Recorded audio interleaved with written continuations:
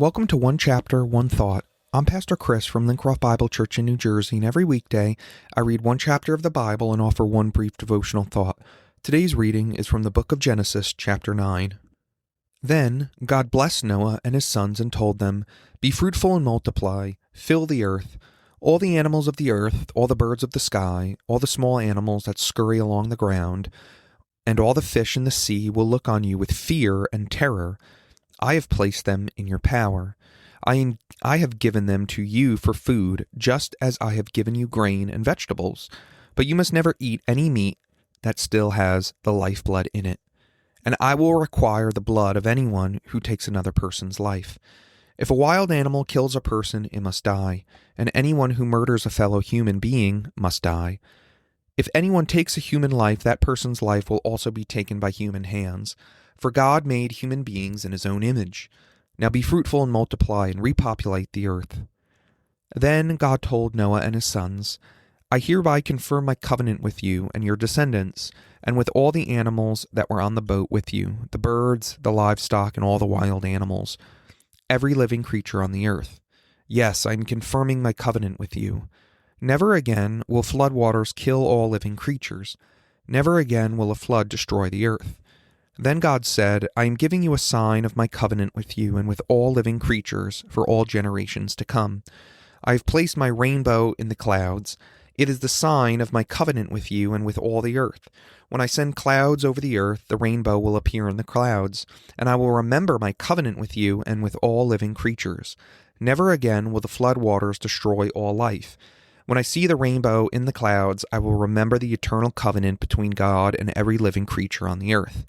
Then God said to Noah, "Yes, this rainbow is a sign of the covenant I am confirming with all the creatures on earth." Then the sons of Noah who came out of the boat with their father were Shem, Ham, and Japheth.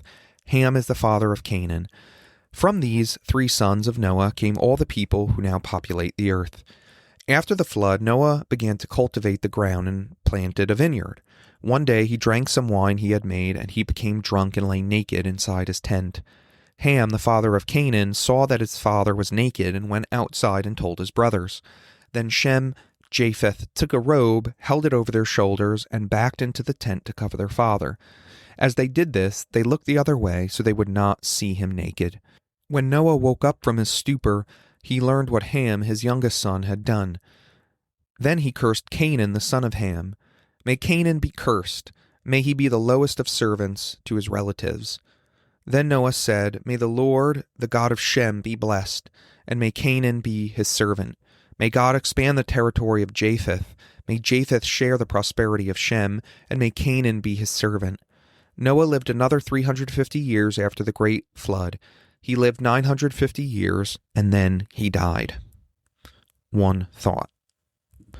After God remembers Noah, he acts decisively to deliver Noah and his family. God makes the flood waters to recede and brings them out into a quote-unquote new creation. When Noah leaves the ark, God makes a covenant with him.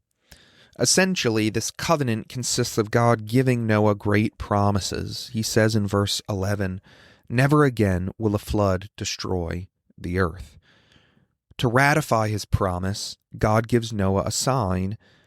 He gives him a sign to assure Noah that he will keep his word. And this is found in verses 12 and 13. God says, "I am giving you a sign of my covenant with you and with all living creatures for all generations to come. I have placed my rainbow in the clouds. It is the sign of my covenant with you and with all the earth." So God gives Noah the sign of the rainbow. Now, the only problem with this is that the word rainbow doesn't exist in Hebrew.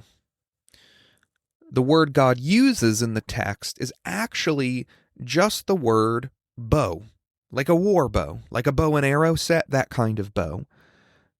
So a rainbow is actually a war bow. But where is that bow bent? Because, right, you think of a war bow, and when you're holding a war bow, if you've ever used, done archery at camp or whatever, it's sort of like a reverse C. and then there's a string from end to end. So where is that war bow pointing? Where is it bent? It is bent pointing up into the heart of heaven. Sally Lloyd-Jones, she wrote a great children's Bible called the Jesus Storybook Bible, and she has a great reflection on this story, and she's talking about the rainbow and its significance, and this is what she writes.